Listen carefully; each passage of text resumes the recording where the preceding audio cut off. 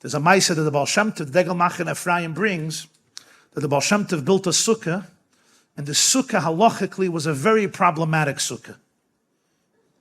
In other words, the Baal Shem Tov relied on every possible heter. And you know, there's no heterim in halacha like in Hilchas Sukkah. In Hilchas Sukkah, we rely on loopholes, pun intended, ad infinitum. Over here you have a doifen akuma, mahaktarain a doifen akuma. Here you have a good achis. Here you have a good asik. Here you have a lavud. Here you have an avir. Here you have schach posel.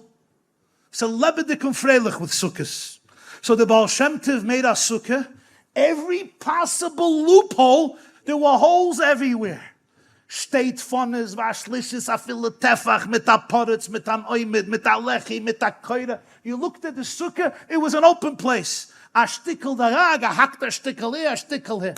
The Rabbanim of Brod came, and they examined the sukkah, and they said it's possible. You're not allowed to eat here on sukkahs. Even b'diavad it's possible. So the Baal Shem Tov had sich vertracht. He went into his beinenus, and a note fell down from the schach.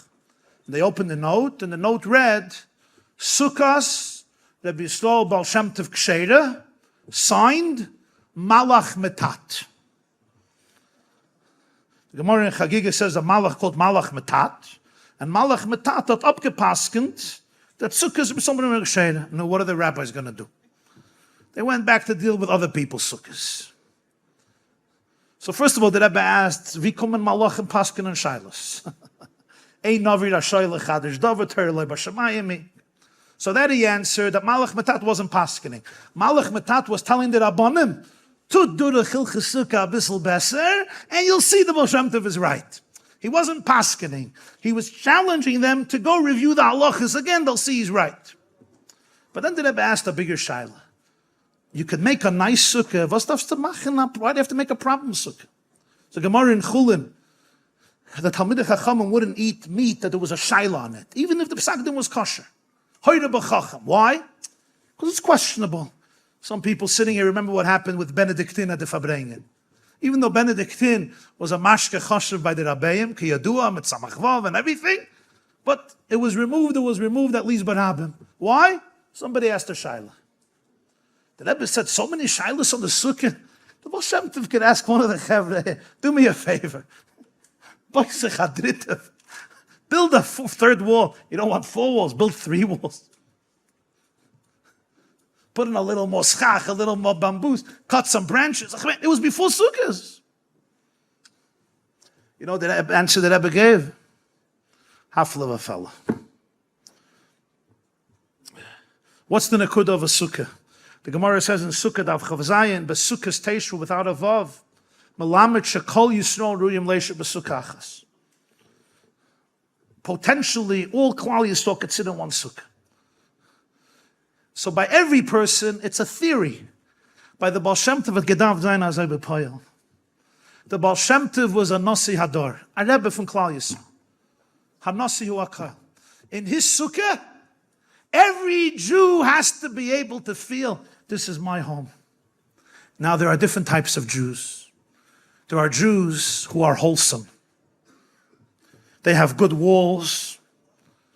I'm using my own words. They're wholesome. They have good walls, good boundaries, good protection, what we call schach. They're healthy, they're good, they're full. But there are Jews who are doifen akumas. Their walls are crooked. There are Jews who don't have walls, proper walls.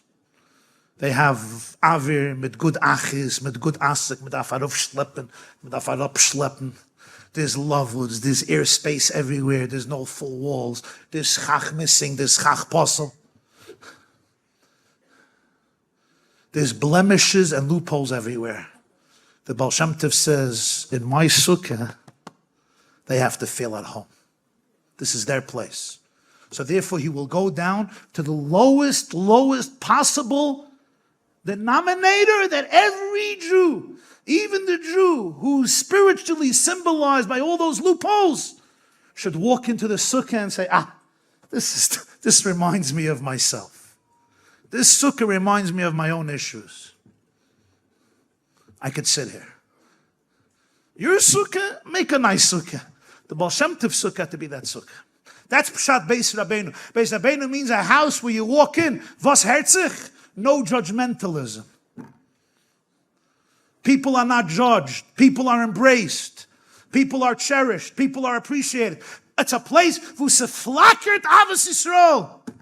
It's a place where you have the consciousness of Einod Milvado. If you have the consciousness of Einod Milvado, you have the consciousness of Achdus Yisrael, of oneness.